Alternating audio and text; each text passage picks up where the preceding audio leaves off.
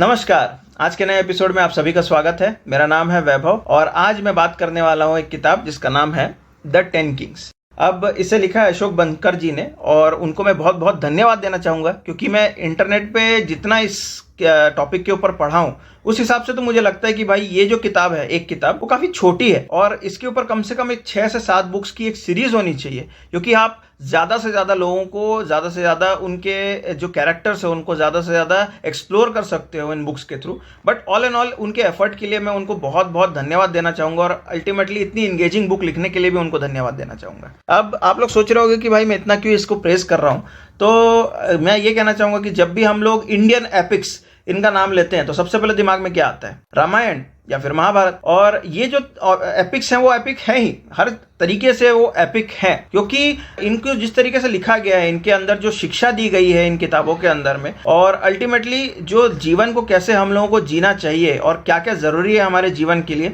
इन चीजों को महाभारत और रामायण में बताया गया है। बट ओवरऑल जो इसकी कहानी है द बैटल ऑफ 10 किंग्स या फिर कह सकते हैं दासरज्ञ, जिसके ऊपर ये किताब बेस्ड है 10 किंग्स, वो इतनी इंपॉर्टेंट और इतनी बढ़िया क्यों है, इसके ऊपर आज तक क्यों कोई कहानी लिखी नहीं गई और अल्टीमेटली इतनी अच्छी किताब देखने के बाद मुझे क्यों लगा कि भाई हाँ, इसके बारे में मेरे को एक वीडियो बनाना चाहिए। मैं आप लोगों को आगे बताता। अगर मोटा मोटी थोड़ा सा बताना हो तो दासरज्ञ का जो कहानी है उसको कहानी के रूप में नहीं लिखा गया है या फिर लीनियर स्टोरी टेलिंग नहीं है, वो कोई नॉन लीनियर भी नहीं है। अल्टीमेटली उसे एक डॉक्यूमेंटेड रिकॉर्ड के रूप में लिखा गया है क्योंकि अगर आप रामायण या फिर महाभारत पढ़ते हैं तो मोस्टली एक फ्लो के साथ में आपको पता चलता रहता है कि कौन सा कैरेक्टर क्या कर रहा है और अल्टीमेटली ये स्टोरी कहाँ जाके खत्म होगी। बट दासरज्ञ में इस तरीके से बताया गया है उसके बैटल को कि ऋग्वेद का जो 7th मंडल है उसमें बताया गया है सिर्फ डिस्क्रिप्शन कि एक राजा था जिसका नाम था सुदास, वो भारत कुल का था और कुरु वंश से बिलोंग करता था, जो महाभारत से पहले का वंश था, मतलब उससे बिलोंग करता था। और अल्टीमेटली ये जो लड़ाई होती है वो 10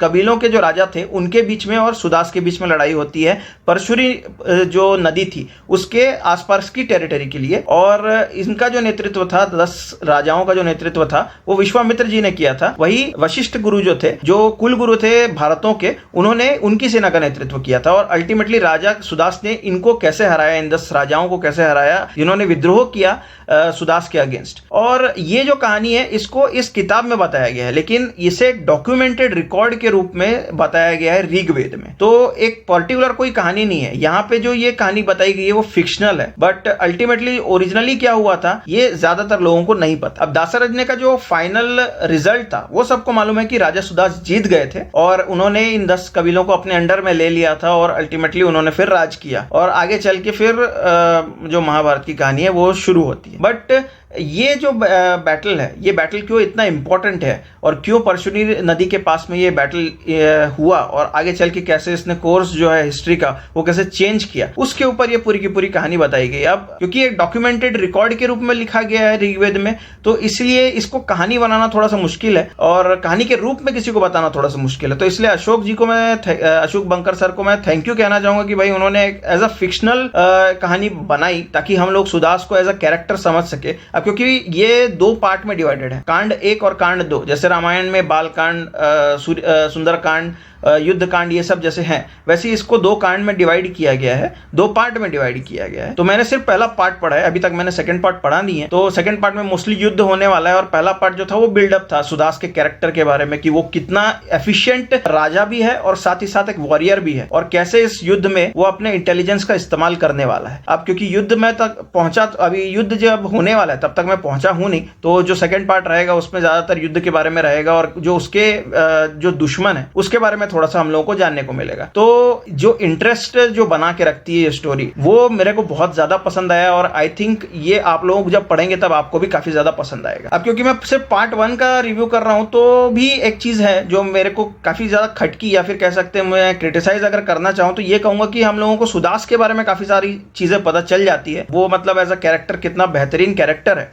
उसके बारे में हम लोग को पता चल जाता है। बट ओवरऑल अगर देखें तो हम लोग जो उनके अगेंस्ट लड़ने वाले अणु और जो बाकी जो ट्राइब्स के राजा हैं उनके बारे में हम लोग को अभी तक कुछ पता नहीं चला है। ज्यादा से ज्यादा मतलब स्टोरी अभी तक फिलहाल ब्लैक एंड व्हाइट है, सुदास अच्छा है और बाकी लोग बुरे हैं और ये लड़ाई मतलब एक तरीके से वो गुड वर्सेस इवल वाली ही लड़ाई होने वाली है। तो अगर इसके ऊपर इसलिए मैंने कहा कि अगर 6-7 पार्ट की एक सीरीज वाली बुक रहती ताकि हम हर कैरेक्टर्स को थोड़ा ज्यादा इनरिच कर सकते, थोड़ा ज्यादा और उनके बारे में जान पाते, तो ज़्यादा अच्छा होता। इसलिए मैंने कहा कि इतनी मोटी होने के बाद भी ये बुक काफ़ी छोटी है और सिर्फ 2 पार्ट में डिवाइडेड है। तो आई थिंक अगर ये बुक थोड़ी और बड़ी होती, या फिर I don't want to repeat myself, जान दो। बट ओवरऑल अगर मैं कहूँ तो ये बुक बहुत ज़्यादा इंगेजिंग है और आप लास्ट तक पढ़ना चाहेंगे कि भाई आखिर क्या होगा आगे। तो अल्टीमेटली मैं यही कहूँगा कि भाई अभी तक तो फिलहाल मैंने सिर्फ पार्ट 1 पढ़ा है और ये पार्ट 1 का रिव्यू है। पार्ट 2 का रिव्यू मैं जल्दी डालूंगा जब मैं खत्म कर दूंगा पार्ट 2।